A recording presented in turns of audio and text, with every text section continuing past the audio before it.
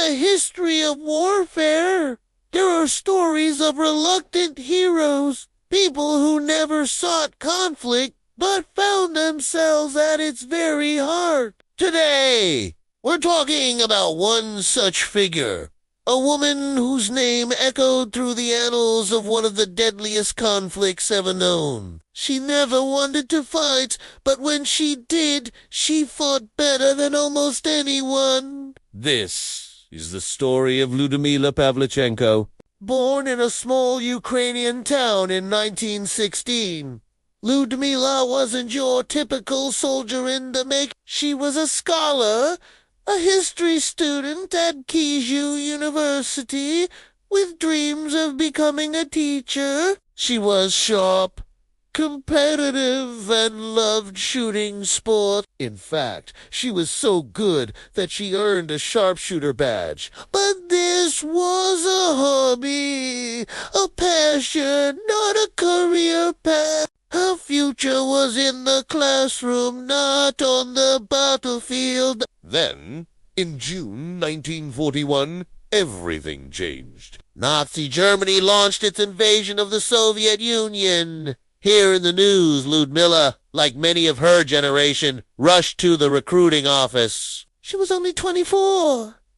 Initially, the recruiters were skeptical. They saw a university student and suggested she become a nurse. Lyudmila firmly refused. She pulled out her sharpshooter certificate and proved her skill. Reluctantly, they assigned her to the rifle division. She was one of about 2,000 women who would become snipers, but her name would rise above all others.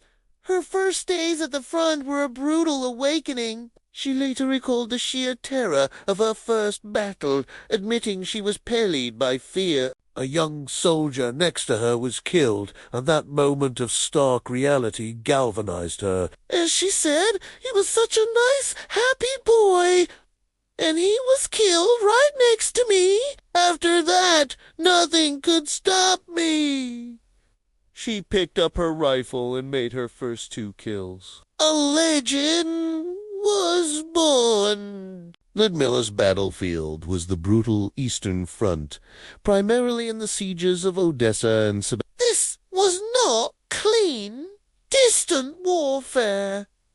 It was a gritty, nerve-wracking existence. She would lie motionless for hours, sometimes days, in the mud and snow, enduring freezing temperatures and constant danger. She engaged in deadly counter-sniping duels, a cat-and-mouse game where a single mistake meant death. In one such duel, she hunted an enemy sniper for 3 days straight. It was a battle of wits and patience, and Lyudmila won. Her reputation grew with her tally. In just over a year, she was credited with 309 confirmed kills, including 36 enemy snipers. Think about that. 36 of the enemy's best marksmen outsmarted and outshot by the history student who never wanted to fight. Her deadliest day was in November 1941, where she recorded 23 kills in a single day.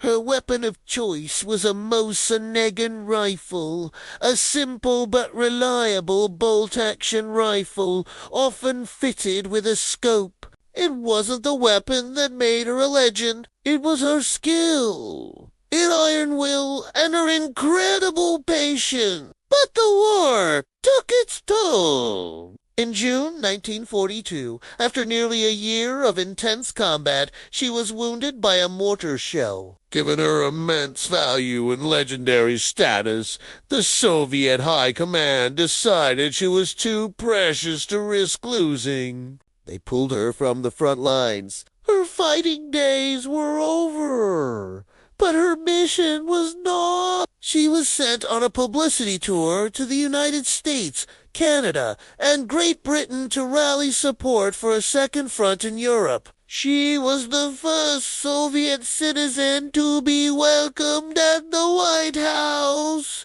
but the American press at first didn't know what to make of her. They asked her about her makeup, her uniform, And if she powdered her nose in battle, frustrated Ludmilla famously retorted, I am 25 years old and I have killed 309 fascist occupants by now. Don't you think, gentlemen, that you have been hiding behind my back for too long? Her words cut through the triviality and drove home the brutal reality of the war. She became a powerful voice, a symbol of resistance. She spoke directly to the people, including a famous speech in Chicago where she declared, Gentlemen, I am a sniper.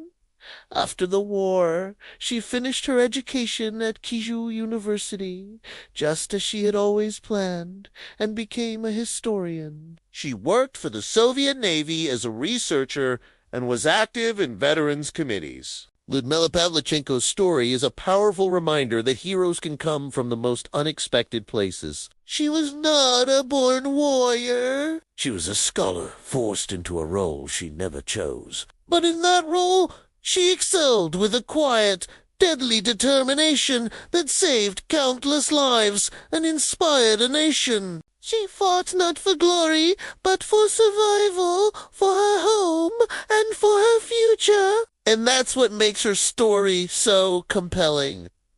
Thanks for watching. If you found this story as fascinating as I did, hit that like button and subscribe for more tales of incredible people from history. See you next time.